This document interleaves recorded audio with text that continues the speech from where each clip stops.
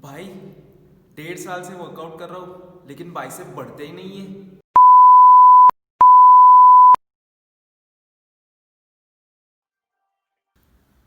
Hello दोस्तों। तो आज हम इस वीडियो में बात करेंगे उन टेक्निक्स के बारे में जो आपके बाइसेप वर्कआउट के दौरान आपके बाइसेप को ज़्यादा एक्टिवेट करेगी और आपके वर्कआउट्स को और असरदार करेगी। तो आज हम देखेंगे कि आप आपके बाइसेप कर्ल्स को और असरदार कैसे बना सकते हैं।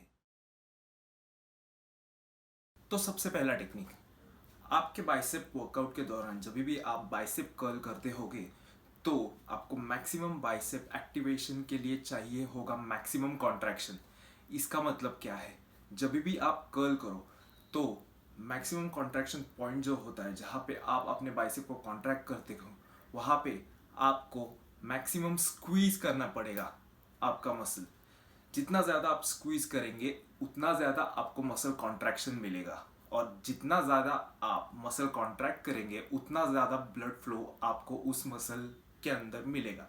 इसीलिए जब भी आप बाइसेप कर्ल कर रहे हो या कोई भी एक्सरसाइज कर रहे हो तो आपको ध्यान देना है कि आपको मसल कॉन्ट्रैक्ट करना पड़ेगा, मैक्सिमम मसल कॉन्ट्रैक्शन यानी मैक्सिमम स्क्वीज करना पड़ेगा।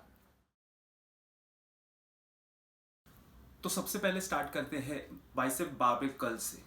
तो आपको लगभग हर किसी ने बोला होगा कि बाइसेप बारबेल कर्ल्स के दौरान आपको आपके एल्बोज हमेशा फिक्स रखने हैं यानी एक ही पोजीशन पर लॉक करने हैं। लेकिन स्टडीज के अनुसार अगर आप आपके एल्बोज आपके बॉडी से हल्का सा आगे लेके जाते हो और फिर कर्ल करते हो तो उससे आपके बाइसेप में मैक्सिमम बाइसेप एक्टिवेशन मिलेगी आपको, यानी मैक्सिमम मसल कॉन्ट्रैक्शन मिलने वाला है। यानी इस टेक्निक में आपको आपके एल्बोज आपके शोल्डर से 10 या 20 डिग्री आगे लेके जाना होगा। इससे आपको मिलेगा मैक्सिमम मसल कॉन्ट्रैक्शन। जब भी आप कर्ल करो तो आप खुद ये जान जाएंगे कि जब भी आप कॉन्ट्रैक्ट करते हो तो स्क्वीज जो नॉर्मल कर्ल्स होता है उससे कई ज़्यादा अच्छा स्क्वीज आपको इस टेक्निक के अनुसार मिलेगा। तो इस टेक्निक में सबसे पहले आपको अपनी बैक स्ट्रेट रखनी है, चेस्ट आउट करना है, फिर आपके शोल्डर्स आपको रिट्रैक्ट करने हैं यानी हल्के से पीछे लेने हैं। उसके बाद आपको ये हमेशा ध्यान रखना है कि आप बारबेल बाइसेप कर्ल करते वक्त कभी भी ये कर्ल आपके हिप से ड्राइव ना करें। इसका मतलब क्या है, इसका मतलब ये है कि जब भी आप कर्ल करो तो आप आपके हिप्स एक ही जगह पे फिक्स रखें, उसको आगे ड्राइव ना करें। क्योंकि अगर आप हिप्स को आगे ड्राइव करते हो तो बेसिकली आप आपके बाइसेप से मैक्सिमम टेंशन कम करते हो और मोमेंटम यूज करते हो जिससे वो कर्ल बहुत इजी हो जाता है, लेकिन बाइसेप पे उतना लोड नहीं आता है। तो आपको आपके हिप्स फिक्स एक ही जगह पर रखने हैं। उसके बाद आपको आपके एल्बोज आपके बॉडी से हल्का सा यानी 10 या 20 डिग्री हल्के से आगे लेके जाने हैं और उसके बाद आपको ये कर्ल करना है। तो बेसिकली स्टडीज के अनुसार इस कर्ल में क्या होता है, तो आपके रेंज ऑफ मोशन में इस कर्ल में टॉर्क बढ़ता है और जब भी आपके रेंज ऑफ मोशन में टॉर्क बढ़ता है तो उसका मतलब ये होता है कि आपके बाइसेप पे ज़्यादा लोड होता है। तो जो मसल आप ज़्यादा वर्क करना चाहते हो तो उस पर अगर ज़्यादा लोड आ जाए तो ये और भी अच्छा होता है बाइसेप को कॉन्ट्रैक्शन करते वक्त। और जब भी आप कॉन्ट्रैक्ट करें तो मैक्सिमम बाइसेप एक्टिवेट होता है, राइट। तो उसके बाद आपको क्या करना है, तो उसके बाद जब भी आप ऊपर ड्राइव करते हो बारबेल को तो मैक्सिमम कॉन्ट्रैक्ट करना है यानी मैक्सिमम स्क्वीज करना है। तो स्टडीज के अनुसार जब भी आप मैक्सिमम स्क्वीज करोगे, जब भी आपका स्क्वीज मैक्सिमम होता है, जब भी आप बारबेल करते हो बारबेल बाइसेप कर्ल करते हो तो हाइपरट्रोफी ज़्यादा होती है। और हाइपरट्रोफी का मतलब क्या होता है, तो मैक्सिमम मसल ग्रोथ होता है। सो सेकेंड टेक्निक में आपको शायद पता होगा कि आपके बेसिकली एक्सरसाइज के रेंज ऑफ मोशन दो तरह के होते हैं, एक होता है कॉन्सेंट्रिक और एक होता है इसेंट्रिक। सो कॉन्सेंट्रिक मतलब पॉजिटिव रेंज ऑफ मोशन और जो इसेंट्रिक होता है वो होता है नेगेटिव रेंज ऑफ मोशन। तो वापस जाते हैं हमारे बारबेल कर्ल्स के पास।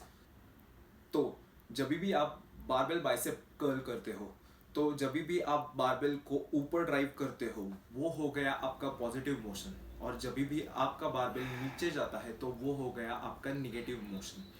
तो इस टेक्निक में आपको क्या करना है, तो बेसिकली निगेटिव मोशन यानी जब भी बारबेल आपके मैक्सिमम कॉन्ट्रैक्शन पॉइंट से नीचे जा रहा हो तभी भी आपको वो रेंज ऑफ मोशन कंट्रोल करना है, यानी आपके निगेटिव को कॉन्ट्रैक्ट करना है।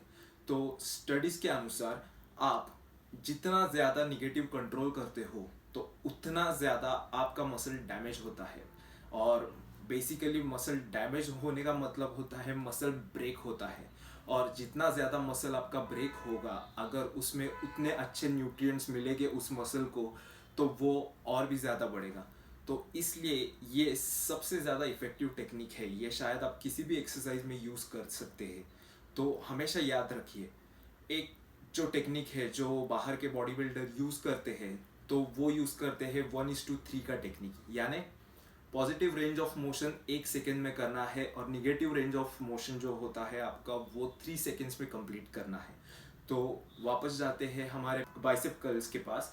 तो बाइसेप कर्ल्स के दौरान जब भी आप ऊपर लाते हो वेट वो आपको 1 सेकेंड में कंप्लीट करना है, और जब भी आप निगेटिव मोशन के लिए जाते हो तो वो आपको 3 सेकेंड्स में कंप्लीट करना है। तो तीसरी टेक्निक में हम बात करेंगे आपके रिस्ट पोजीशन के बारे में। तो जब भी आप कर्ल करते हो तो आपको आपकी रिस्ट पोजीशन यानी अपने कलाइयों की पोजीशन कैसे रखनी है मैक्सिमम बाइसेप एक्टिवेशन के लिए। तो इस टेक्निक में जब भी आपका डंबल बाइसेप कर्ल करते हो तो आपको ध्यान रखना है कि जब भी आप मसल को कॉन्ट्रैक्ट करते हो तब आपको अपनी रिस्ट यानी आपकी कलाई बाहर की तरफ घुमानी है, आपको मैक्सिमम सुपिनेशन करनी है।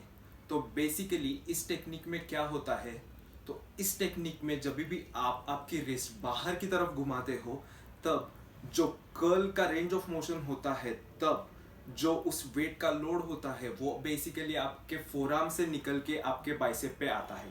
तो बेसिकली जिस मसल को आपको सबसे ज़्यादा हिट करना है उसी पे आता है, इसीलिए ये टेक्निक सबसे ज़्यादा इफ़ेक्टिव है।